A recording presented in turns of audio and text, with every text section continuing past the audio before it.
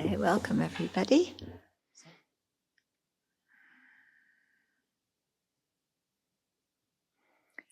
Let's come back to our bodhicitta motivation.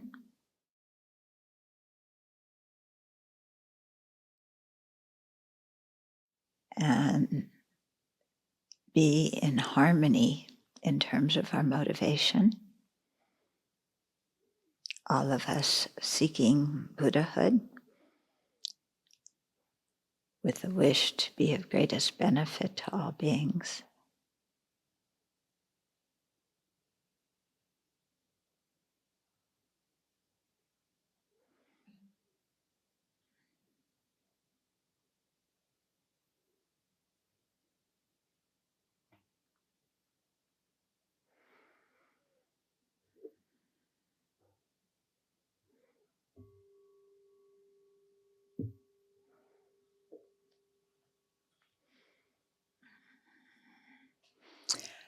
So yesterday was Posada Day. The Sangha did the Posada, and where we confess and renew our precepts.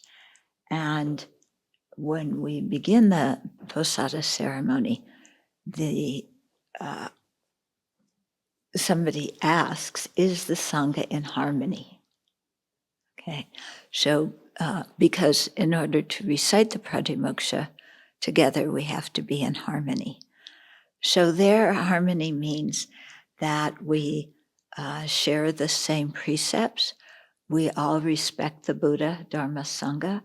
We all respect the precepts. Yeah, and it also means it's in harmony in our attitude, but also in harmony in our motivation that all of us want to confess and purify our negativities, which we've done before that question is asked. And so there's a feeling of trust in everybody being harmonious and going ahead in keeping the precepts together. Yeah, so disharmony would be, well, I think so-and-so broke a precept and she's not confessing, and I'm mad at this one and I don't want to even sit in the same room with her. And, this guy's a jerk. What's he doing in here? So, either disharmony interpersonally or disharmony because we don't share the same motivation for doing the Posada together. So here, we're studying a text by Shantideva, a Mahayana text. And so we definitely want to have a Mahayana motivation of bodhicitta. So how do we make ourselves a harmonious group in terms of sharing these teachings today?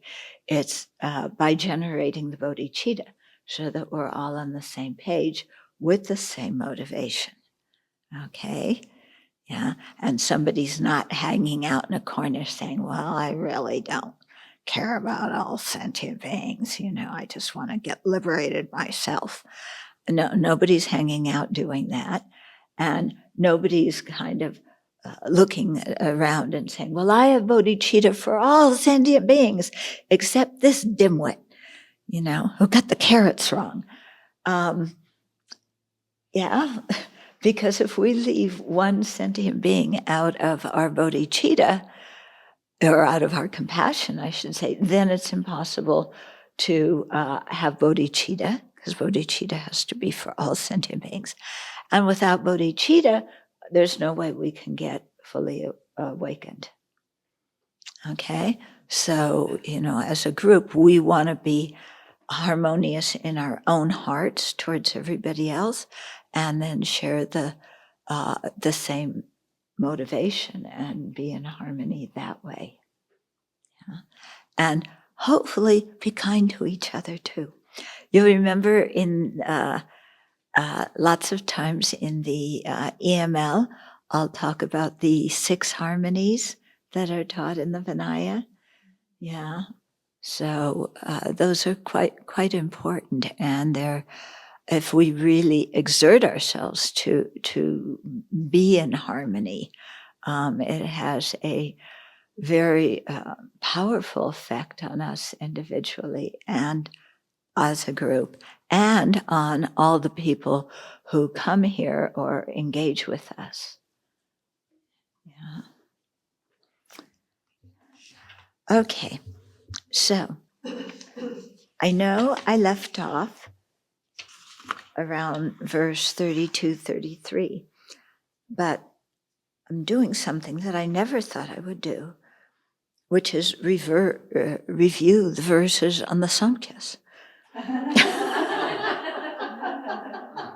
Because the first time I heard this text, and Geshe Sopa was explaining, this part with the Samkhyas and the primal substance and the permanent self, it was like, what in the world? It's like, why do I have to understand this? It just didn't make any sense. But since Geshe Topke talked about these things last week, then we're all getting familiar a little bit, It's understanding the whole Samkhya doctrine is quite difficult, and I don't think is so necessary. But there's a few important points to emphasize here. So first is I find it quite interesting that whenever the Indian sages get a chance to refute the assertions of the non-Buddhists, they will take that chance. Okay, not because they don't like the non-Buddhists and they want to put them down, but because we ourselves very often have similar kinds of ideas. And as long as we hold these kind of ideas, it impedes our understanding of emptiness. Okay, so here, starting. Well, I think it's also interesting the verses before verse 27. Talking about how conditions assemble together and they have no intention to produce anything, and neither does their product have their intention to be produced. And that's just before we go into the Samkhyas, but I find that quite powerful because in our daily lives we always assume that there is some kind of inherently existent person who has an inherently existent motivation that we conveniently can mind read and know exactly what it is, and it's a bad one towards us, therefore our being mad at them is justified. Okay, so you see the whole progression here, that we begin to say, well, no, that's not the way it is. That the person who harmed me is influenced by conditions. And the conditions are not the person. So let's not blame the person because they were under the power of the conditions mainly being their own afflictions. And those afflictions didn't have any intention to harm me. The afflictions are just mental factors. Because do you see how we see the mind and the person differently? The person has the motivation, I'm gonna insult that person. But the mental factors that comprise the mental states we have, they're just impersonal mental factors. They themselves are not thinking, I want to harm. They're just doing what mental factors do. Intention has an intention. Anger, is wanting to strike or flee. But they don't have, this thing of looking at some anger doesn't look at somebody, and say, I don't like them, I'm going to clobber them. Okay. Anger just, fight, flight, feeling of disgust. So, are you getting what I mean? Yeah, it looks hard because we think our mental states are people. Okay, a person is what is designated independence on the aggregates. So it is not the aggregates. So none of the aggregates, none of the mental states, none of the mental factors are persons. They're the basis of designation of the person, but they're not the person. Okay? So when there's the thought, like, I don't like this, I'm mad. Yeah. Who's the I? Is there an I that's actually thinking that? Or is there just a mental state comprised of a primary mind and a lot of mental factors that are sharing? They share 5 things in common, and that's what there is. Okay. But then we, the mental state's just doing what it's doing. We impute I on it, and then we get them very confused. It's, for example, when our body is walking, we say, I'm walking. Yeah. But what is there a separate I that's actually walking? No, it's the body that's walking. Yeah, and the body isn't the person, it's the basis of designation of the person.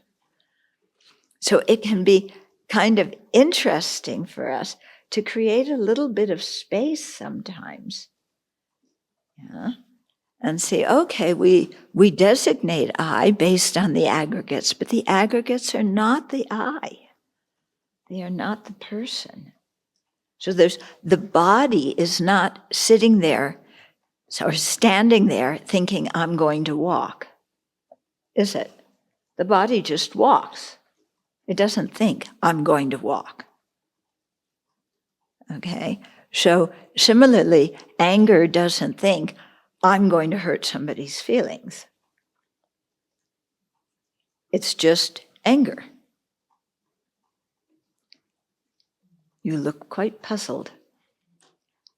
Think about it a little bit. Okay? Are you your anger? Is anger a person? Well, you're acting like anger's a person. Is anger a person? Does anger have the intention to say harsh words? Anger all by itself, does it have the intention to say harsh words? Some people are saying no, and some people are saying yes.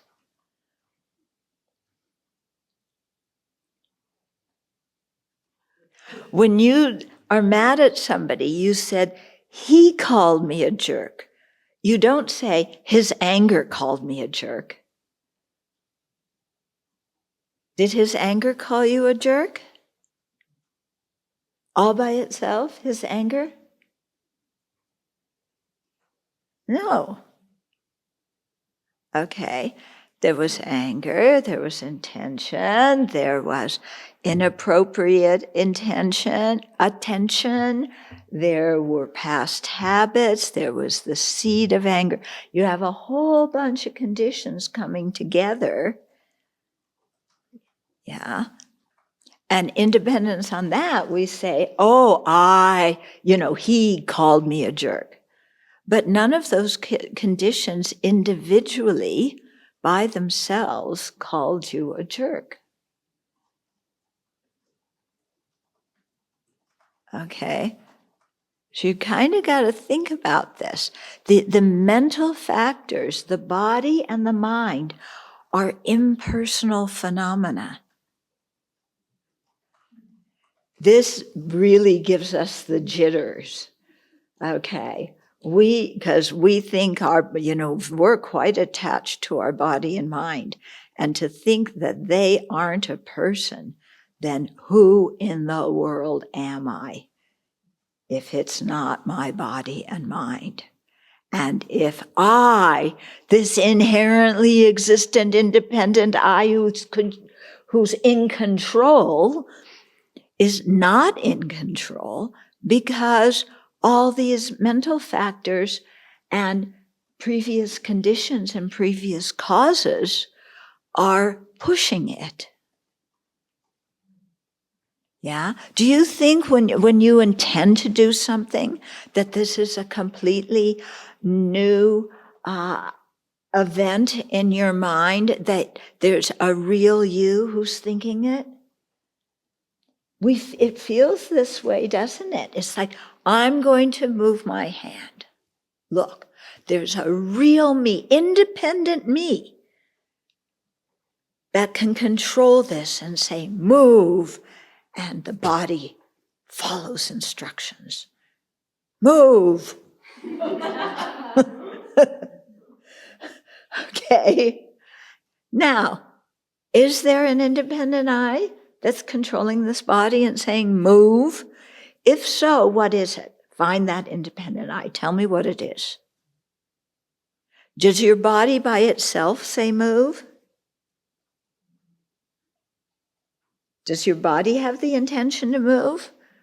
Your body's a bunch of vegetable goo. Okay, that's all this thing is. It's vegetable goo. By itself, does it have the intention to move? It can't. Okay? Similarly, if you have just a mental factor, and remember, a mental factor isn't even a whole mental state. Yeah, can it make the whole thing happen? Is that one mental factor a person? Is your mind who you are? Now, of course, when I say we're meditating on emptiness, are you your body? Are you inherently one and identical with your mind? You automatically say no. But when the question's asked this way, you say, yeah, I'm my mind. Yeah. When my mind has the intention to do something, that mind is a real inherently existent me, independent of all factors, all other things. Okay? If the I existed independent of all other things, it would not exist independence on the mind.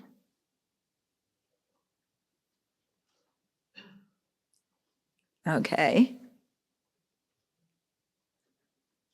But are you getting how we hang on to this independent I as much as we possibly can?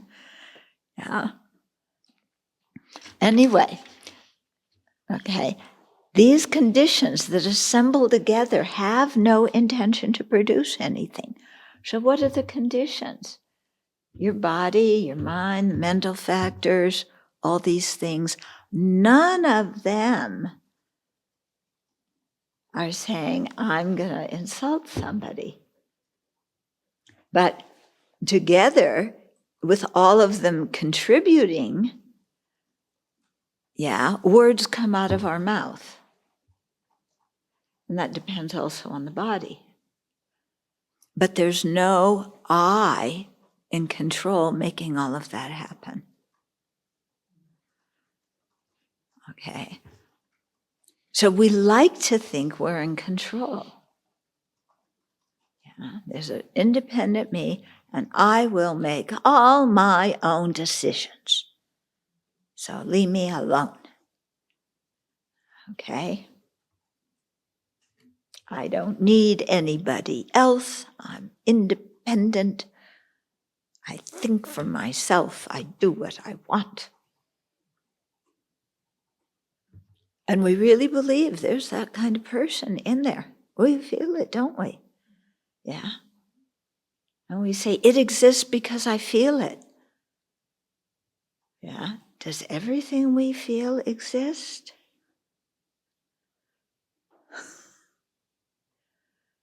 Yeah.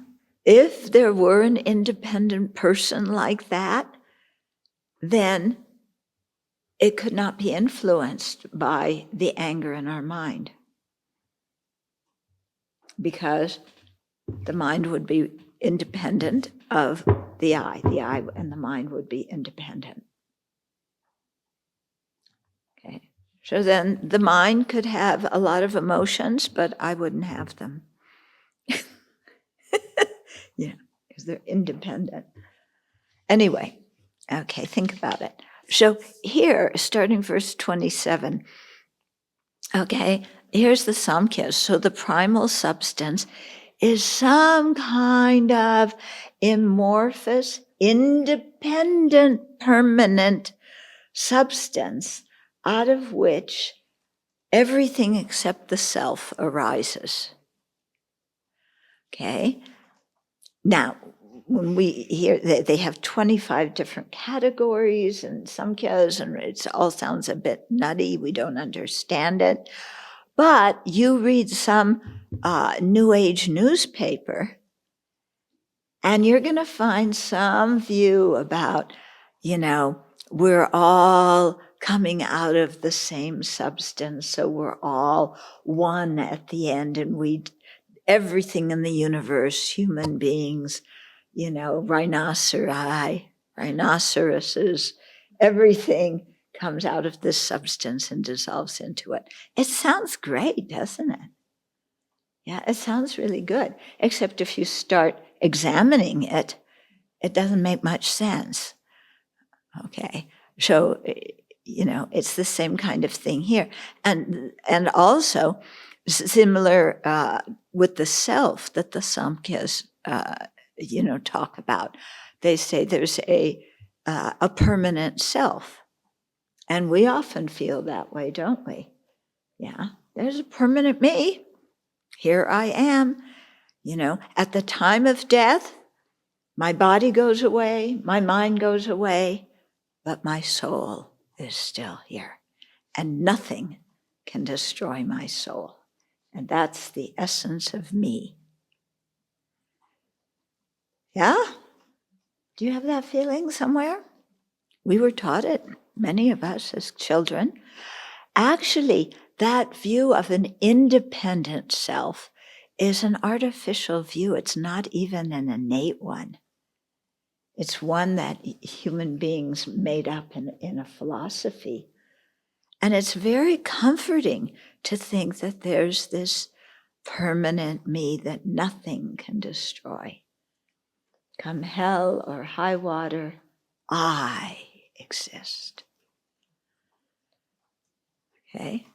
Yeah, very comforting, And there's a permanent God that controls everything. Yeah, so, I can relax. God's in control. I don't understand what's going on. I can't control anything. God, there's a plan. God knows it. Okay. So it can be very comforting emotionally. But as His Holiness constantly reminds us, we're trying to practice based on logic and reasoning. And as soon as we examine those notions, we find a lot of holes in the reasoning, such that those things can't exist. Okay, so that's the basic point of all these verses, about the Samkhyas, because what it's really getting at is there's no permanent person. Yeah. But that doesn't mean that there's no person whatsoever. There's a person, but it doesn't exist as a permanent, monolithic, independent thing. It doesn't exist as a self-sufficient, substantially existent thing. It doesn't exist inherently. Okay. It exists by mere designation.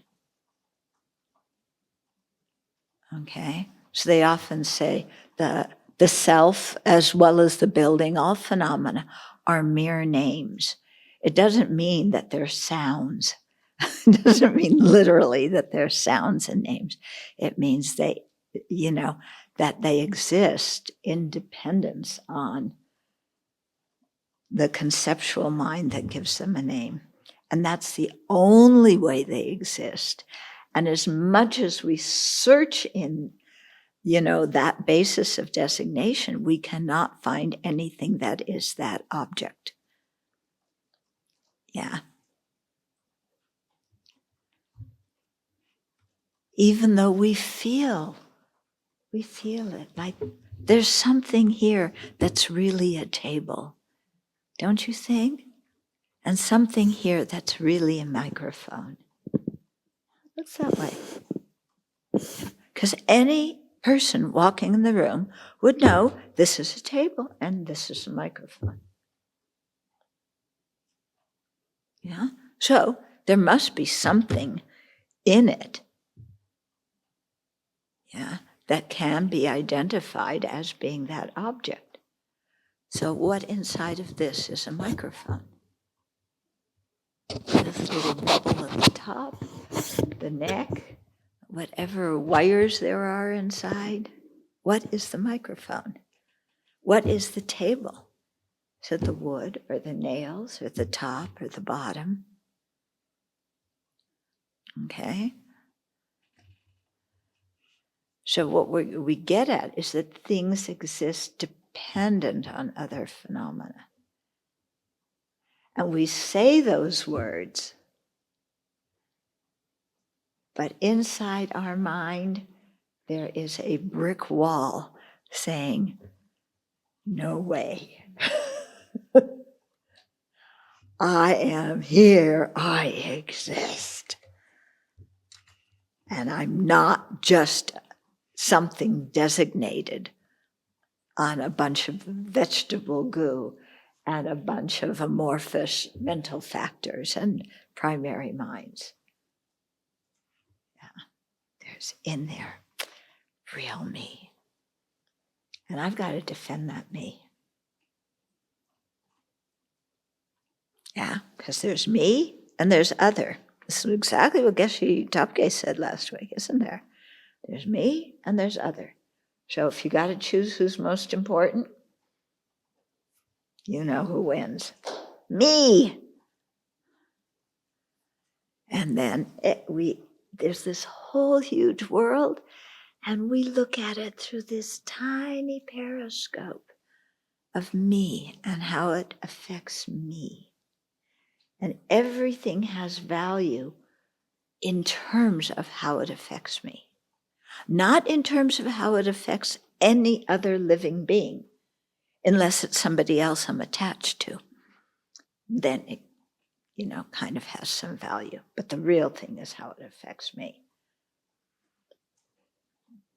Okay? And then we live the rest of our life trying to surround ourselves with what we want and push away everything we don't like.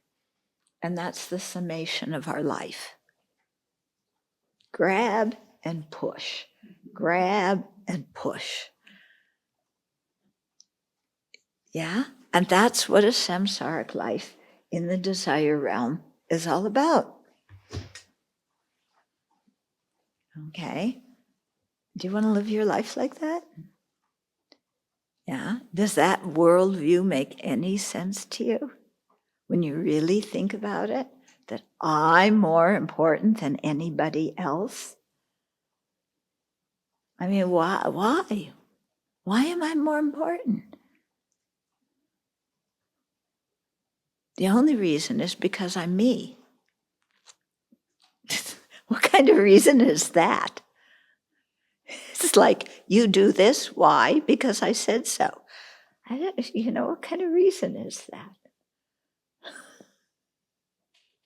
And yet, our ignorance just functions in that way, and that's how we go about our lives. It's really quite sad. Yeah.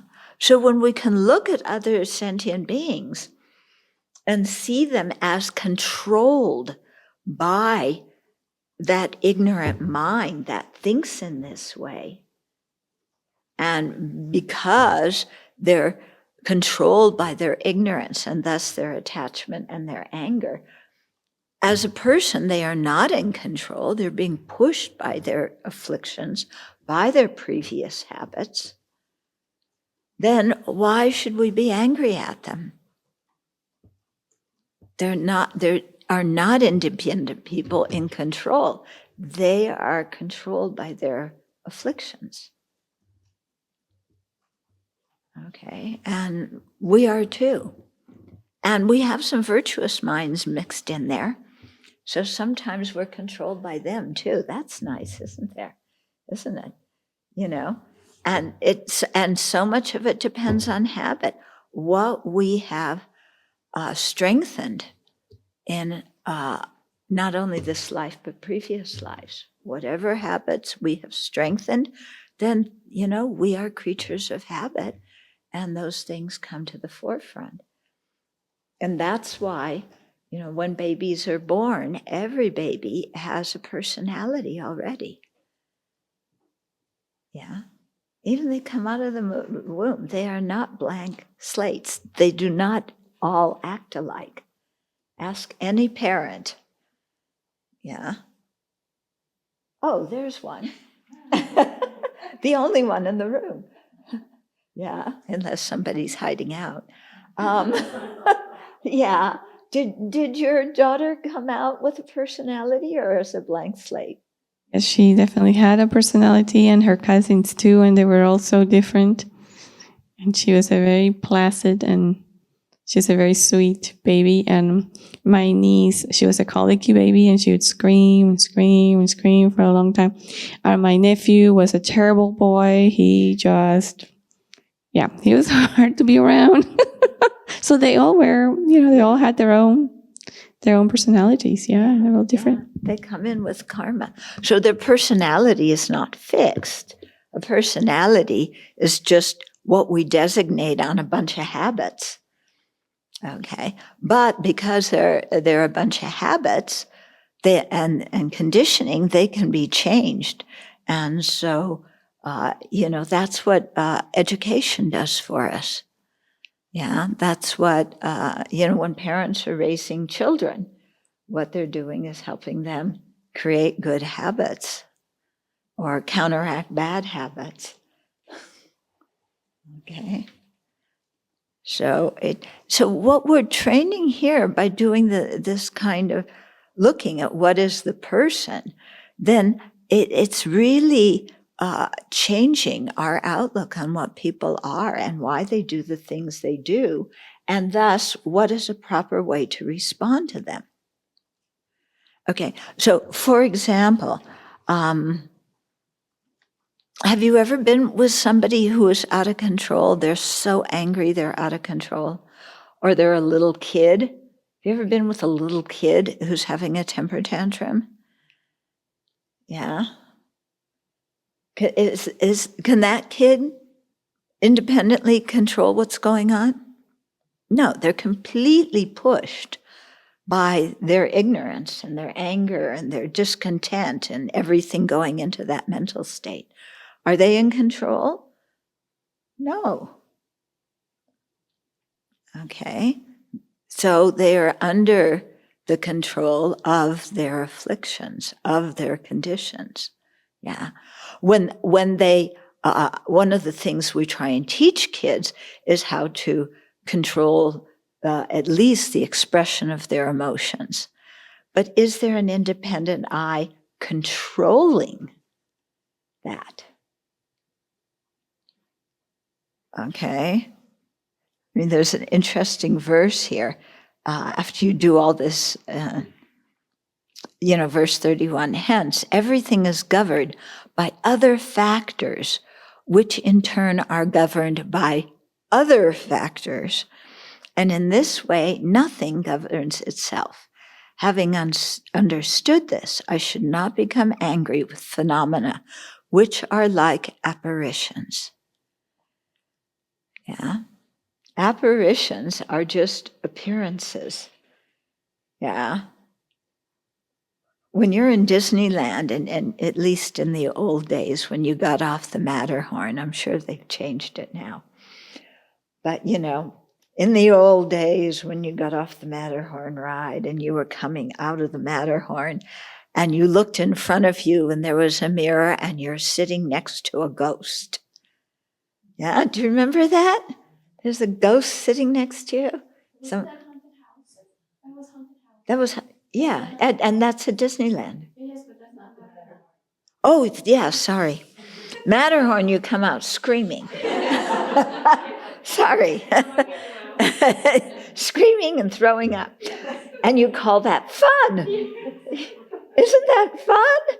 Let's go scream. Yeah. Amazing what we call fun. Yeah, it's the haunted house. Yeah. But that ghost, can that ghost control anything? It's just an apparition. Okay. So likewise, things that appear to us are like apparitions. There's not one unique person in control there. They're controlled by conditions. So then the opponent says, if everything is unreal like an apparition, then who is there to restrain what anger? It's like, wait, you're telling me to restrain my anger, but there's no person there? Okay. So the opponent, or not the opponent, this is us, is saying, wait a minute. Okay, my anger may be controlling me at this moment, but there's a real me that is going to be victorious over the anger. Okay? Okay. And so Shantideva responds, it would not be appropriate, okay, to say, because, the baby me is saying, surely in this case, restraint would be inappropriate or impossible because there's no me to restrain that anger. Yeah. And Shantideva says, no, it would not be inappropriate because conventionally, I must maintain that independence upon restraining anger, the stream of dukkha is severed. Okay, so there's no I, big I, that, raises up and says, I'm the hero. I'm going to slay the anger. Yeah. We feel like that sometimes, There's no I like that. Okay. But there is an I, but not an I like that. Okay. Because that kind of I that's independent, something that is independent cannot be influenced by anything else. So if you have an independent person that is angry, then that independent person is always going to be angry because it can never be influenced by any other factor to stop the anger. It's permanent. It's independent. So it's always going to be angry. Okay. Are you always angry? No. Okay. Why? Because there's different conditions that arise. Yeah. Such that the anger goes down and a different mental state arises. Okay. So we're conditioned phenomena. Okay. So even though there's no findable person and no findable anger, still we can say, I subdued my anger. You're looking at me like, you're crazy.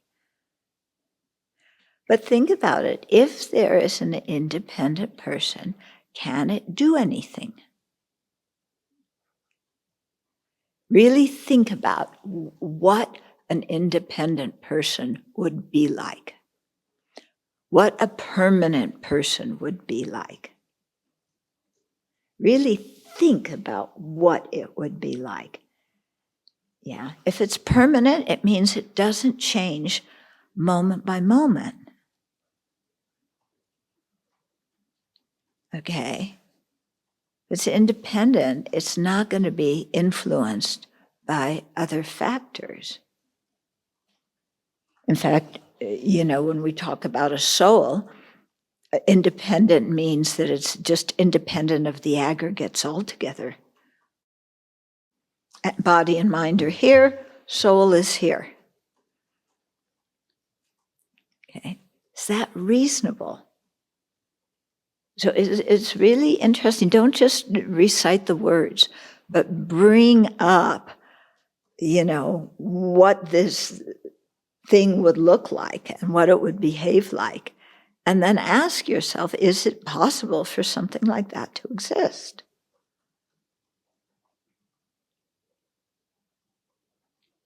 Okay. Are you different now than you were when the class started? Yeah. Do you feel different? More confused, maybe?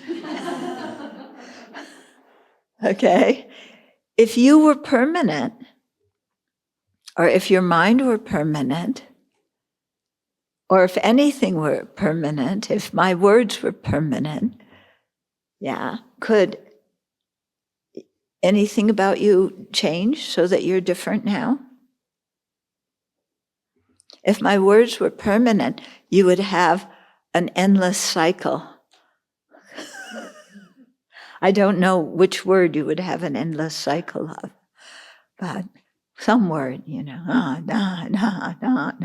And it wouldn't bother you at all because your mind would be permanent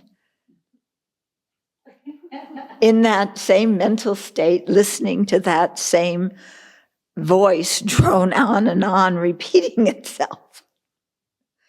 Nothing would change because nothing could influence anything else. Is it making more sense now? Yeah.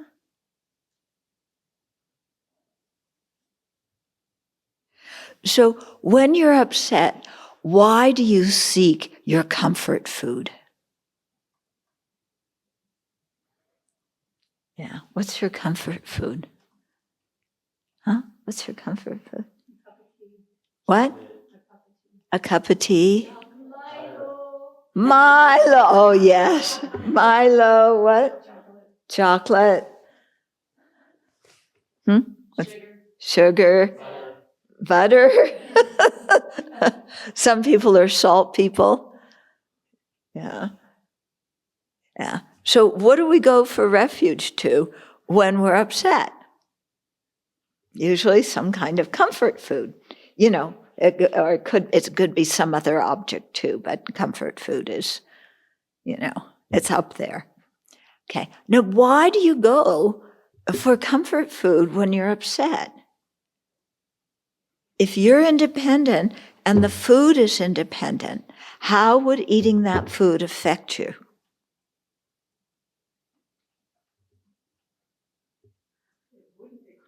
It couldn't.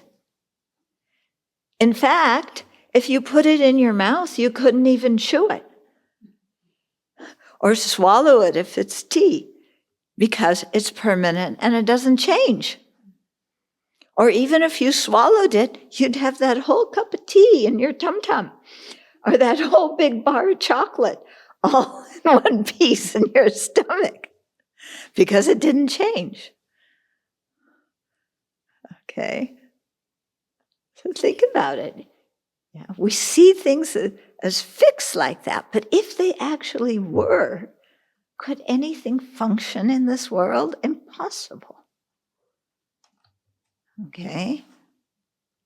So that idea, holding on to a permanent, independent person, or anything that's permanent and independent, is just fallacy.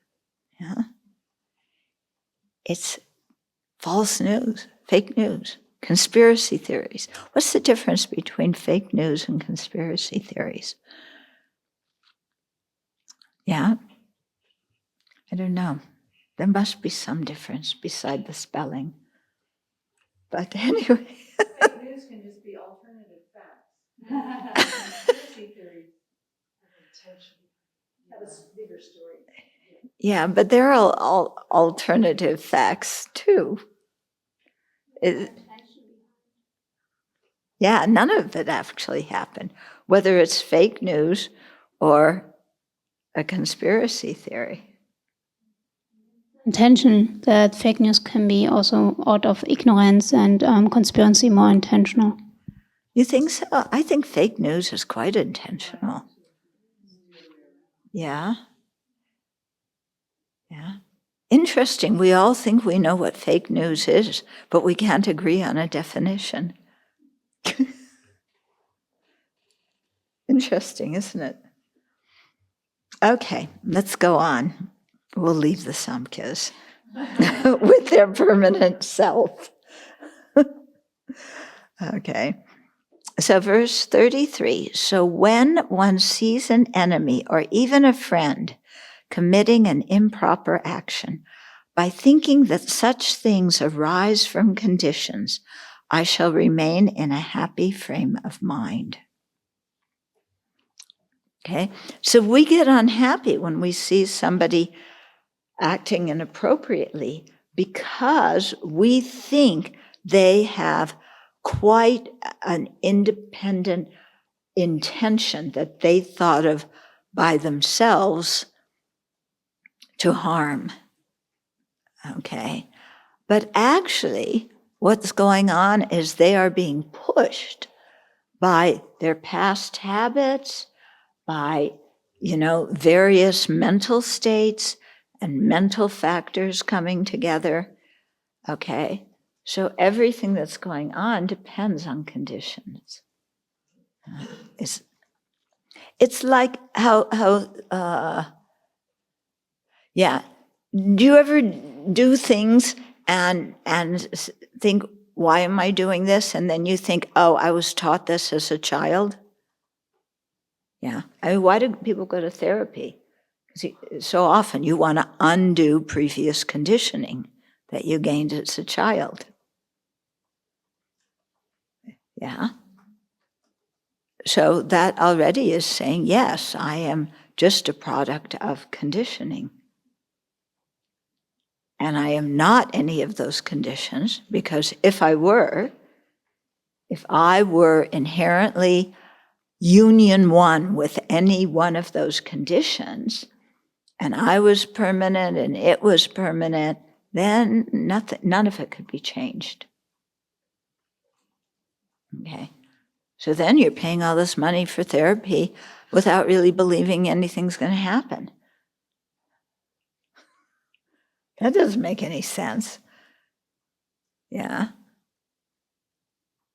So instead of blaming your parents or your teacher or society or whoever it is, it just realize it's just previous conditioning. That's all. You don't have to make a big deal out of it. It's just previous conditioning. And our responses are just habits. Yeah. A habit is not one solid thing. Yeah. We think of things. Can you see or touch a habit? Can you identify a habit independent of anything else? A habit is just a name that we give a bunch of different behaviors that have a little bit in common. That's all a habit is. None of those behaviors are exactly alike. They're different, but they have a little bit in common. So we call that a habit. But then when we think our habit is inherently existent, then it becomes like hard like this, and changing my habit is like bending this, But all it is a name that we gave to a bunch of similar but different events or behaviors. Okay, so when you think like that, it loosens things up in your mind. Yeah. So I find that very helpful, you know, when your mind gets tight and your mind is like, oh, I'm like this and I can't stand myself. Oh, you know, it's just maybe some behavior that exists by being merely designated independence on different behaviors that have some similar quality. That's it, and none of it is you. Okay. So if you train yourself to think like this, your mind becomes so much more relaxed. Yeah? Whereas when we want to put everything in boxes, then we get really tight. Okay, so all the craziness that's going on in Washington right now, yeah, it's all just dependent on conditions. So many conditions. You know, not just the people in Washington, but the voters and the history of the country and the beliefs people hold and the weather and, you know, whether you have fires in your area or floods in your area.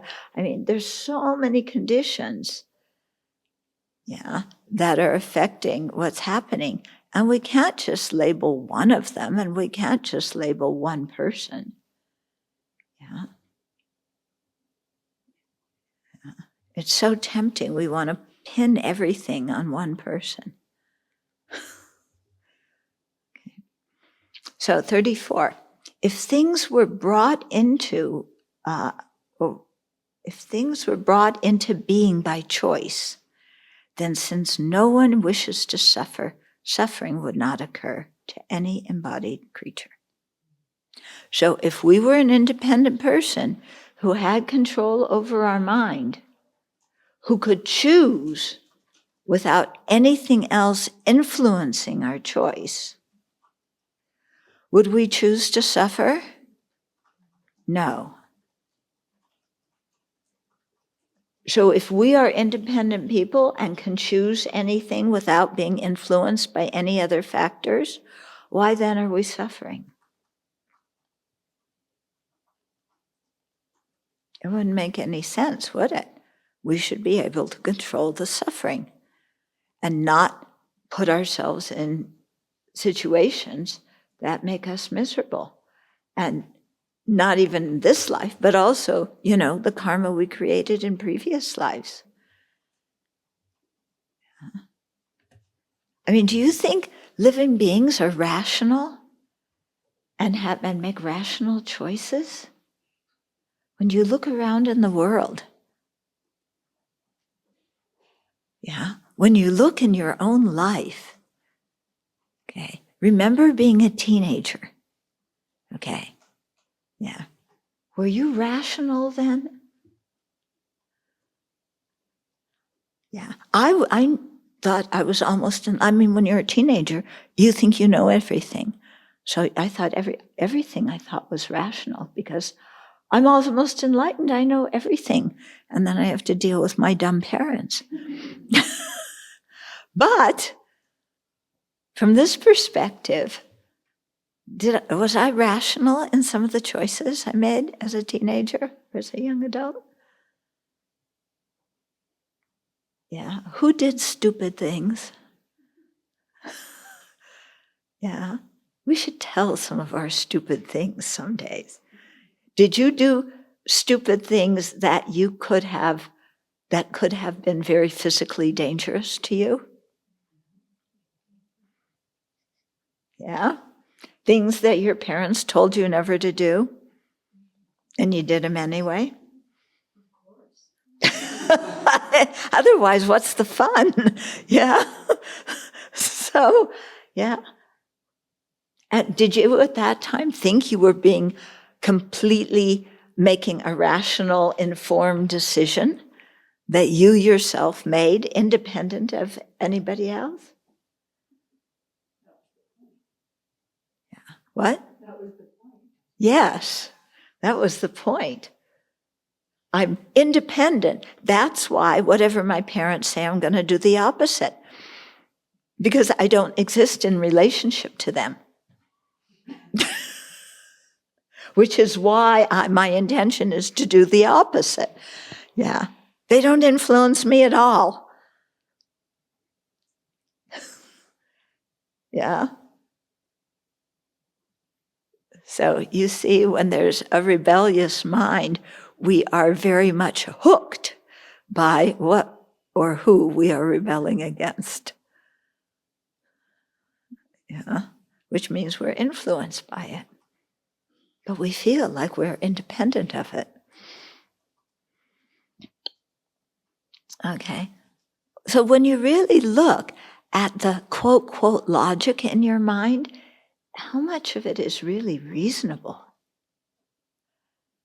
Yeah, we come up with all sorts of reasons for what we do, but how much of it is reasonable in the sense that it's gonna bring about the well-being of myself and others?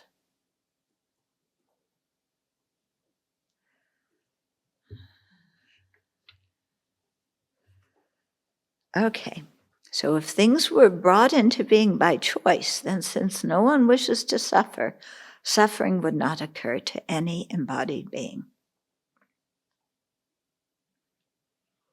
Did you suffer by some of the choices you made?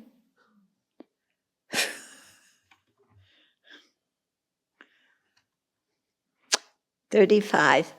Through not being careful, people even harm themselves with thorns and other things, and for the sake of obtaining women and the like, they become obsessed and deprive themselves of food." Okay, so through not being careful, not making reasonable, rational decisions, okay, so people even harm themselves with thorns. I think this is referring to some of the ascetic practices that people did in ancient India. You know, not just harm yourself by thorns, but sitting in the middle of fire. Yeah, jumping on tridents. The idea being that if you jumped on a trident and the middle spoke came out your head, you had attained liberation. Okay. Yeah. So people harm themselves in an attempt to be happy. We often do really stupid things that harm ourselves. We should have a sharing session about some of these things. Not, I'm not trying to embarrass people, but because I think now by talking about it, we could laugh at them. Yeah, because some of what we did, I don't know about you, but some of what I did was pretty funny in retrospect, even though it was extremely dangerous. And I was very fortunate that I didn't get harmed in it. Yeah. But to look back at it now, it's like, duh, what in the world was I thinking? Okay.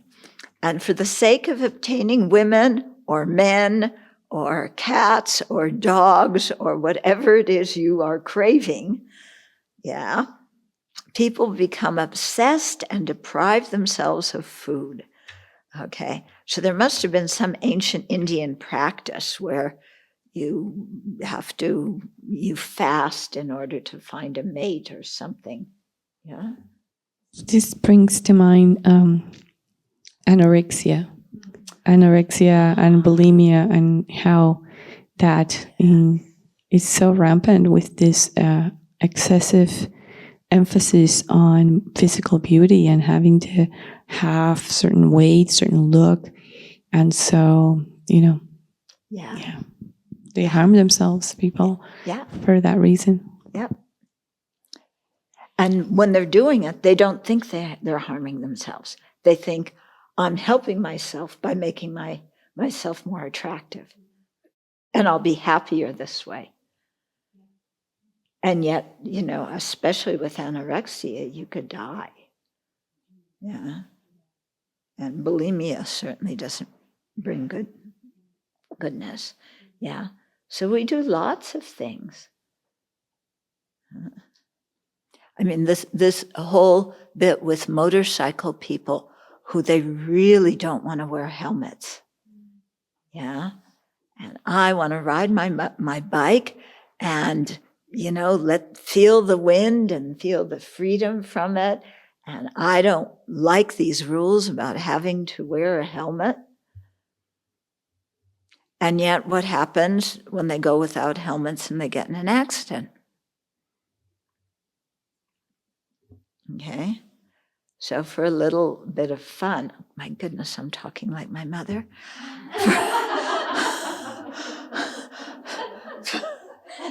Oh, what's happening?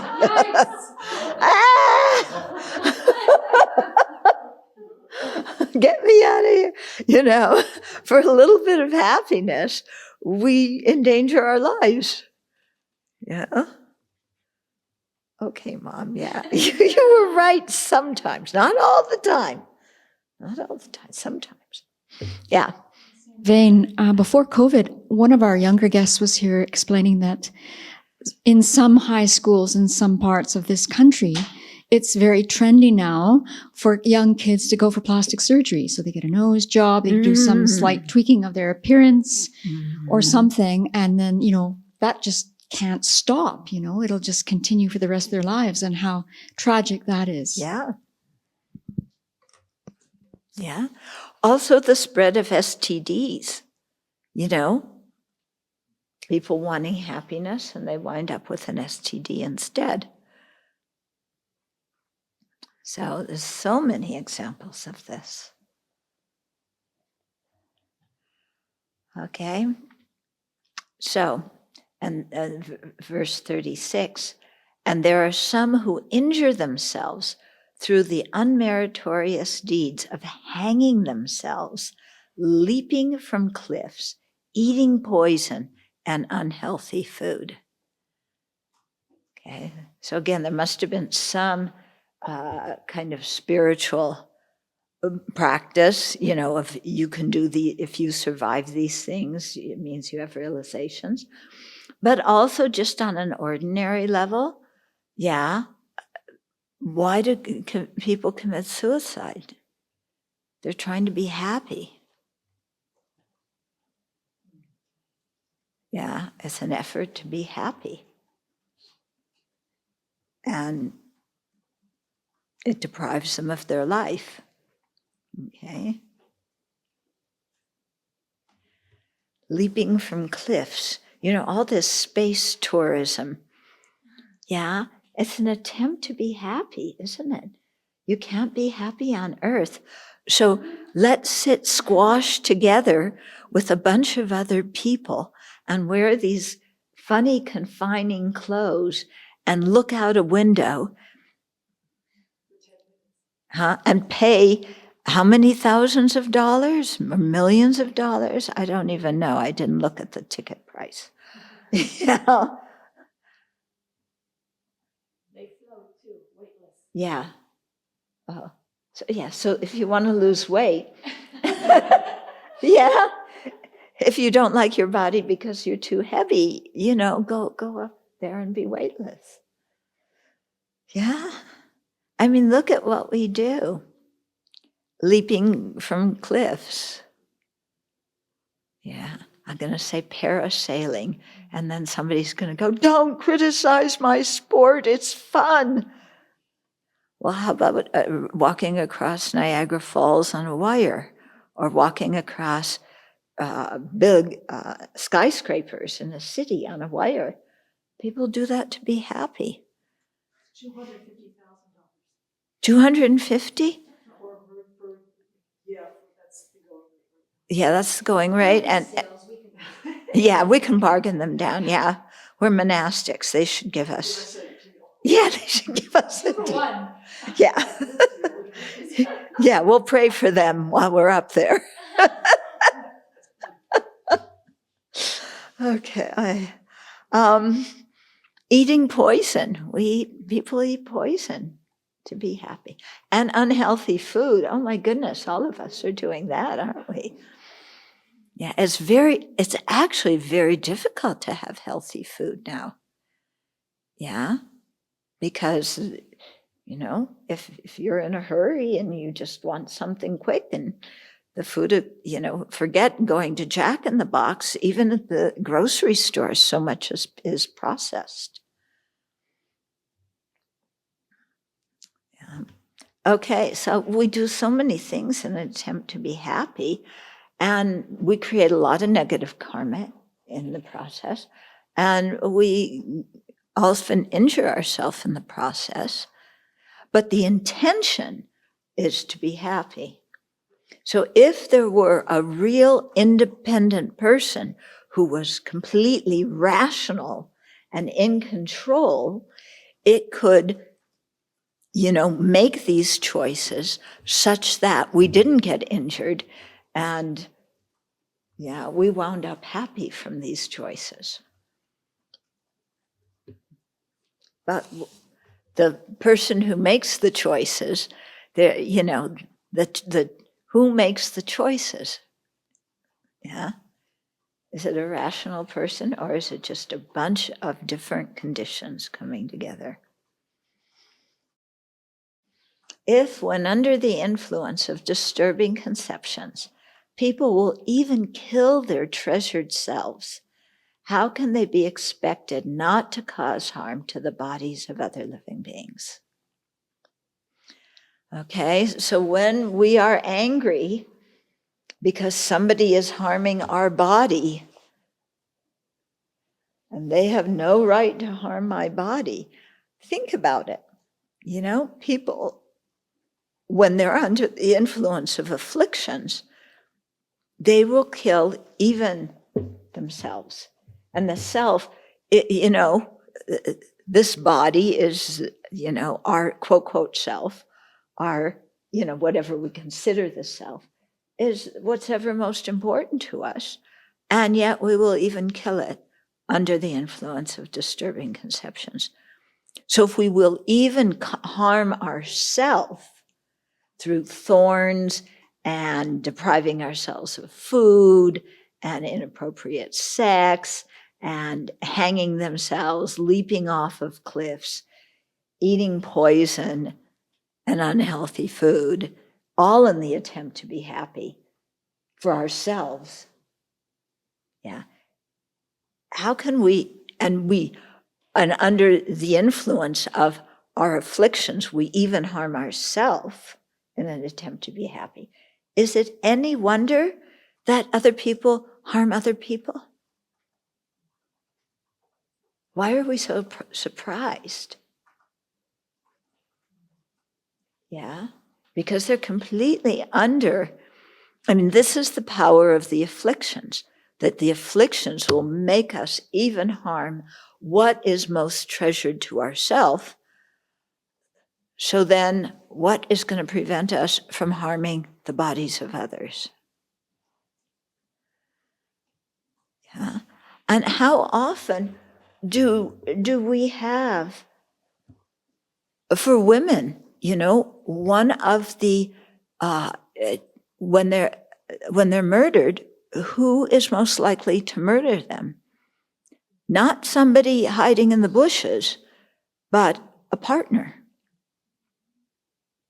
Yeah, somebody they know, who they trust. Yeah. So if that person, the murderer, has, especially in domestic disputes or romantic relationships, yeah, how many times do we see people kill their partner and then kill themselves? Whereas the day before, that partner was the source of their happiness and they loved that person. And then flip. Yeah. And we read about these situations in the news a lot. So, people will even harm not only the person they love the most, but harm themselves, under the power of the afflictions. So is it any wonder that they would harm us? Or that they do other stupid things? Yeah. So why do we get mad at them? Yeah. If you have a child who is out of control, do you expect them to behave rationally? No. Yeah. When you have a kicking, screaming kid, you been around kicking, screaming kids? Yeah. It's a scene. And that's just the way people are when they're under the power of afflictions.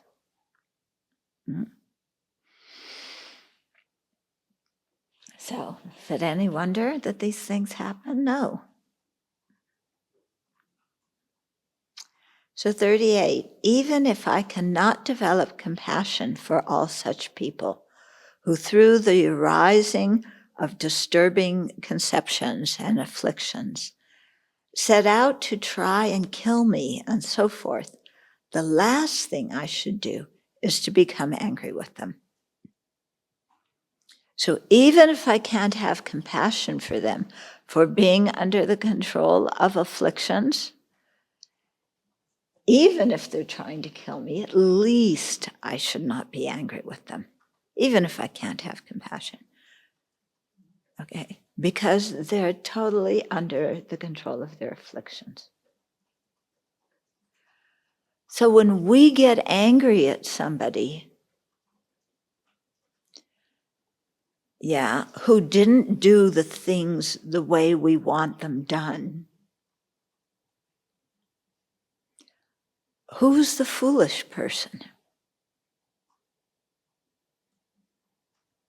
The person who did things the way we don't want them done? Or us who gets angry at somebody who's totally under the control of afflictions and karma? Yeah. Who's the person who is not seeing things realistically? Yeah. It's not just them, it's us too, isn't it? Yeah. I don't know what the latest vocabulary is, but I remember some years ago it was toxic. Is toxic still the big word now? Yeah. That person is toxic. It usually refers to a family member or somebody you love. Okay? Yeah. That person is toxic. Yeah. As if they had Clorox bubbling out of their mouth. Yeah. As if they have, some kind of, toxic substance from one of the nuclear pits that our government so kindly makes and doesn't take care of. And they had all this radioactive energy pouring out. They are toxic. Yeah. Yeah. It has nothing to do with me. Nothing. Yeah. They keep throwing out, their behavior just, drives me crazy. And what? You didn't contribute at all to the situation? Yeah. Okay. If I used this the other day in the interview, or in some talk I was giving, a fisherman throws out a line, that's the fisherman's responsibility, right? If the fish bites the hook, is that the fisherman's responsibility? No, it's the fish who bit the hook. Okay. When people do things that drive us nuts and that we react to in ways that are horrible and we're unhappy, okay, the other person is throwing out the hook. We're biting the hook. Yeah. Aren't we? Aren't we? We do have a choice to not bite the hook. And we don't have to hate the other person when we stop ourselves from biting the hook. Yeah. We don't need to blame them for throwing out the hook.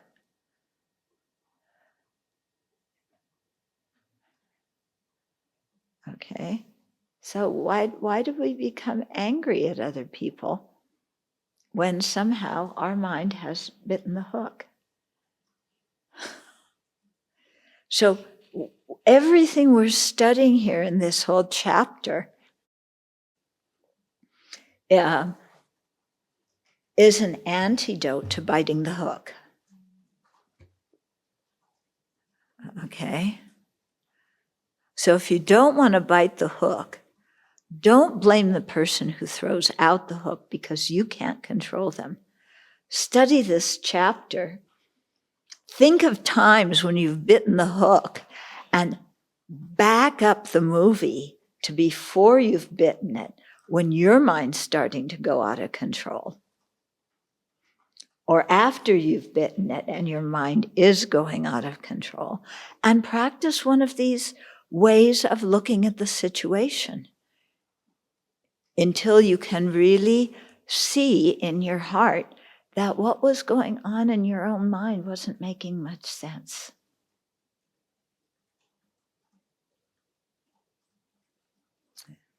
Yeah. Now, our mind will come up with many reasons why it is the other person's fault. Our mind will come up with many, many, many, many reasons. And in our Dharma practice, we have to keep shooting them down, not just saying no, no, no, but take each one out and look at it and say, is this true? Yeah, is this true?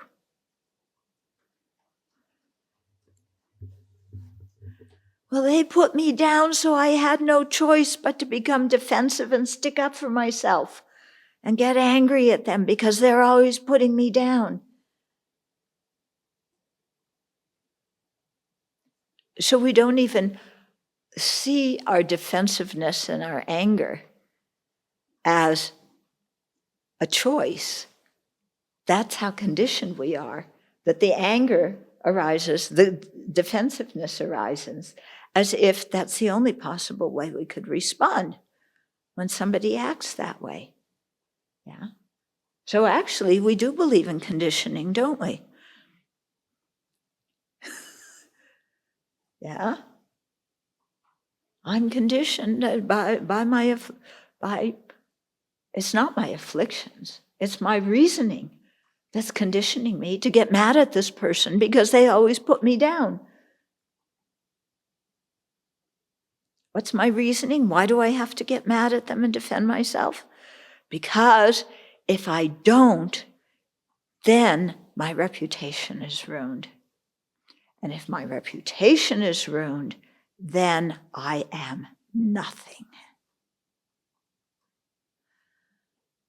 Yeah. So you look at your whole thing of reasoning, all this faulty reasoning we use, and you go through one step at a time, and you say, is that so?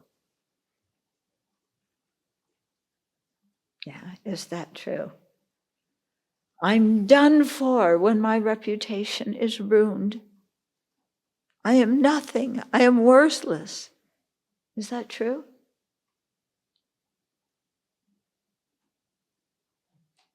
You say, no. But as soon as somebody says, you idiot, then you say, yes. My life is ruined. I really am nothing because somebody called me an idiot. But then you tell your children, sticks and stones may break your bones, but words will never hurt me. So don't get mad at somebody when they call you a name, you say to your children. But what do you do when somebody calls you a name?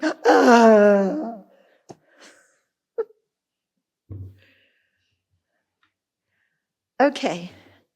Questions, comments? We have a couple of minutes.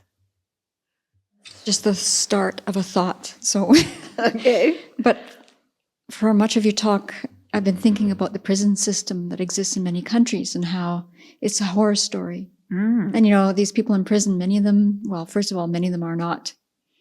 They shouldn't be there in the first place. Or they had this moment of, you know, being pushed by their afflictions. Or the other category is people who are seriously mentally ill. And prisons in the world don't serve any of those groups of people. And it's a horror story. Yep.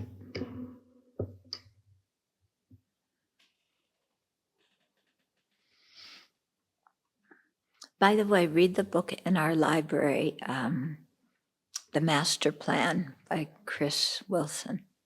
Yeah, quite good. Are you done with it? Yeah, it's back in there. Okay. So let's dedicate.